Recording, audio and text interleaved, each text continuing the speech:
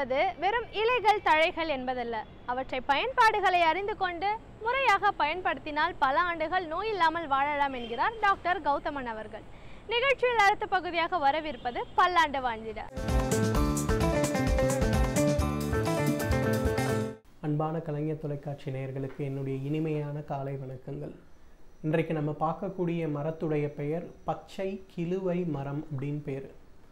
பொதுவாக இந்த பச்சை கிலுவை மரம் அப்படிங்கிறது வறண்ட பூமிகளில் பாலைவனங்களில் வளரக்கூடிய ஒரு உலர் வகை தாவரம். இந்த பச்சை கிலுவை மரத்தினுடைய தண்டு பகுதி பார்த்திங்கன்னா அதிகமான வறட்சியின் காரணமாக வெடிப்பு ஏற்பட்டு அதிலிருந்து கிடைக்கின்ற ஒரு சவ்வு போன்ற பொருளை தான் நம்ம மருந்துக்கு பயன்படுத்துகிறோம். பிசின் அப்படின்னு நம்ம தமிழில் சொல்லக்கூடிய அந்த பிசினை தான் மருந்துக்கு பயன்படுத்தக்கூடிய வழக்கம். இந்த பச்சை கிலுவை மரத்தை பொறுத்தவரையிலும் பார்த்திங்கன்னா இதிலிருந்து கிடைக்கக்கூடிய பிசின் மற்றும் இதிலிருந்து கிடைக்கக்கூடிய பால் மருந்துக்காக நம்ம பயன்படுத்துகிறோம். இந்த பிசினை பொறுத்தவரையிலும் உலகில் இருக்கக்கூடிய தலை சிறந்த 10 வலி நிவாரணிகளில் இந்த பிசினும் ஒன்று. பச்சை கிலுவையிலிருந்து எடுக்கக்கூடிய பிசின் பார்த்திங்கன்னா முதலில் பார்ப்பதற்கு வெண்மை நிறமாக இருக்கும், பின்பு பழுப்பு நிறமாக மாறும். பொதுவாக பாலில் இட்டு கொதிக்க வைத்து சுத்தி செய்த பிறகு மட்டும்தான் உள்ளுக்கு கொடுக்கக்கூடிய ஒரு வழக்கம் உண்டு. இன்றைக்கு நெதர்லாந்து நாட்டில் நம்ம ஆயுர்வேத நிறுவனங்களோடு சேர்ந்து நடத்தக்கூடிய ஒரு ஆராய்ச்சி என்னன்னு கேட்டிங்கன்னா, ஆர்த்ரைட்டிஸ் அப்படின்னு சொல்லக்கூடிய முட்டு சம்பந்தப்பட்ட வலிகளை எவ்வாறு குறைக்க முடியும் அப்படிங்கிறதுக்கு ஒரு 5 தாவரத்தை மட்டும்தான் அவங்க பரிசோதனைக்காக எடுத்து பண்ணிகிட்ருக்காங்க. அதில் இந்த பச்சை கிலுவையிலிருந்து எடுக்கக்கூடிய பிசினும் ஒன்று. இந்த ஒரு பிசினை ஒரு நாளைக்கு 500 மில்லிகிராம் அளவுக்கு சுத்தி செய்த பிசினுடைய சூரணத்தை 500 மில்லிகிராம் அளவுக்கு காலை மதியம் இரவு 3 வேளையும் உணவுக்கு பின்பு கொடுக்கும்போது அது கிட்டத்தட்ட ஒரு 5 கிராம் அளவுக்கு வலி நிவாரண மாத்திரைகளை சாப்பிட்டால் எந்த அளவுக்கு வலி குறையுமோ அந்த அளவுக்கு வலியை குறைக்கிறது. ஆனால் வலி நிவாரண மாத்திரைகளை போல் இந்த வலி குறைப்பு அப்படிங்கிறது தற்காலிகமாக இருப்பதில்லை, ஓரளவுக்கு நிரந்தரமாக இருக்கிறது அப்படிங்கிறது அவர்களுடைய ஆரம்ப கட்ட ஆராய்ச்சி முடிவு. இரண்டாவது பார்த்திங்கன்னா, உடல் எடை குறைப்பதற்கு இந்த பச்சை கிலுவையிலிருந்து கிடைக்கின்ற அந்த பிசின் ஒரு மிகச்சிறந்த மருந்தாக இருக்கிறது. என்ற உலகமெங்கும் நடந்து வருகின்ற நிறைய ஆராய்ச்சிகள் உடல் எடையை எவ்வாறு குறைப்பது, உணவில் எந்த விதமான பாதிப்பும் இல்லாமல் உடல் எடையை எவ்வாறு குறைப்பது, உடல் எடையை குறைக்கும் போது பக்க விளைவுகள் இல்லாமல் எவ்வாறு குறைப்பது அப்படிங்கிற மாதிரி நிறைய ஆராய்ச்சிகள். ஆனால் எல்லா ஆராய்ச்சிகளுமே பார்த்திங்கன்னா ரொம்ப சுலபமாக உடல் எடையை எவ்வாறு குறைப்பது அப்படிங்கிற ஒரு விஷயத்தை நோக்கி தான் இருக்குது. அந்த வகையில் பார்த்திங்கன்னா பச்சை கிலுவையிலிருந்து எடுக்கக்கூடிய அந்த பிசினை சுத்தி செய்து எடுக்கக்கூடிய அந்த பிசினை 5 கிராம் அளவுக்கு ஒரு நாளைக்கு உணவுக்கு முன்பு சாப்பிடுகின்ற ஒரு வழக்கத்தை வைத்து கொண்டால் வயிறு பகுதியில் இருக்கின்ற அந்த தேவையற்ற கொழுப்புகளுடைய அளவு குறைகிறது.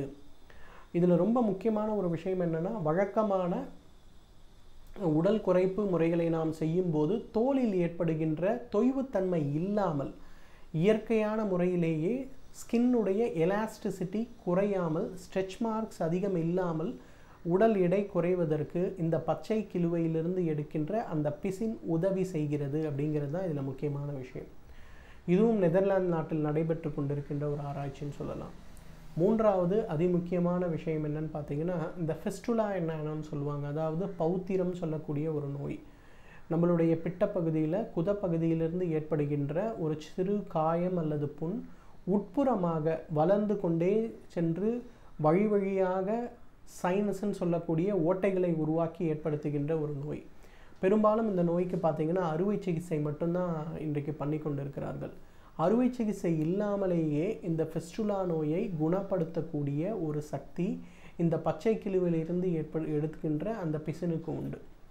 பொதுவாக அந்த பிசின் பார்த்திங்கன்னா 2 கிராம் அளவுக்கு எடுத்து நெய் அல்லது பாலில் கலந்து காலை ஒரு முறை இரவு ஒரு முறை உணவுக்கு பின்பு அப்படின்னு ஒரு 6 மாத காலம் சாப்பிடும்போது எவ்வளவு நாள்பட்ட பௌத்திரம் சம்பந்தப்பட்ட ஃபிஸ்டுலா நோயாக இருந்தாலும் அது மறைந்து போகிறத பார்க்கலாம்.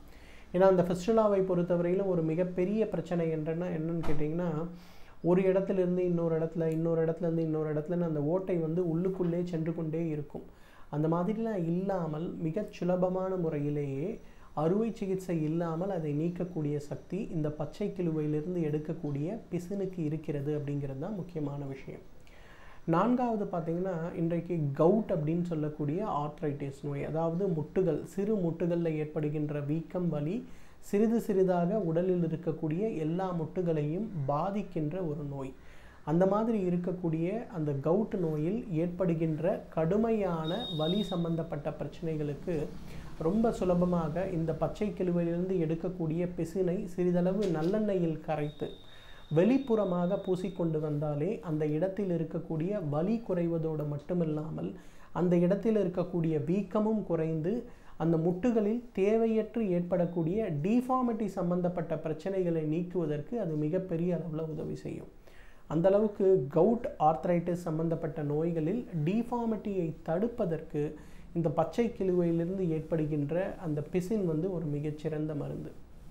இன்றைக்கு தொடை பகுதி பெரியதாக இருக்கிறது அப்படிங்கிறது 40 வயதுக்கு மேற்பட்ட பெண்களுக்கு ஏற்படுகின்ற ஒரு முக்கியமான ஒரு பிரச்சனை. குறிப்பாக அந்த பெண்களுக்கு இதய நோய் இருந்தாலோ தைராய்டு நோய் இருந்தாலோ முதலில் ஏற்படுகின்ற பிரச்சனை என்னென்னா தொடை பகுதி கடினமான பெரியதாக மாறுவது. அப்போ என்ன ஆகும்னா அவங்க நடக்கும்போது தொடை இரண்டும் உரசியே அவர்களுக்கு காயம் ஏற்படக்கூடிய அளவுக்கு அந்த வீக்கம் அதிகமாக இருக்கும்.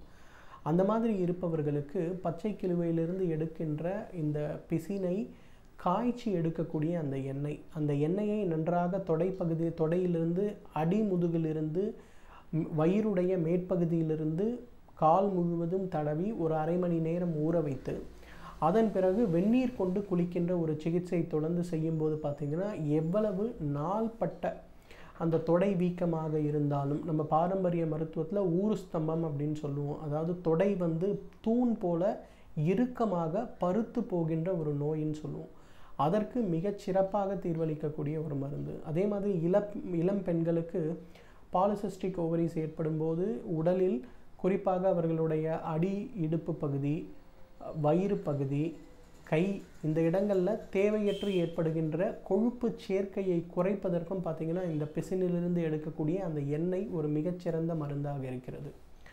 எல்லாத்துக்கும் மேலே பார்த்திங்கன்னா பொதுவாக உடலில் இருக்கின்ற தேவையற்ற கொழுப்புகளை நீக்குவதற்கு இந்த மருந்து நமக்கு உபயோகப்படுத்துகிறது. எனவே நேயர்களே, தகுந்த மருத்துவ ஆலோசனையின் பேரில் சரியான முறைப்படி இதை உபயோகப்படுத்தினோம்னா நம்மாலும் பல்லாண்டு காலம் ஆரோக்கியமாக வாழ்ந்திட முடியும்.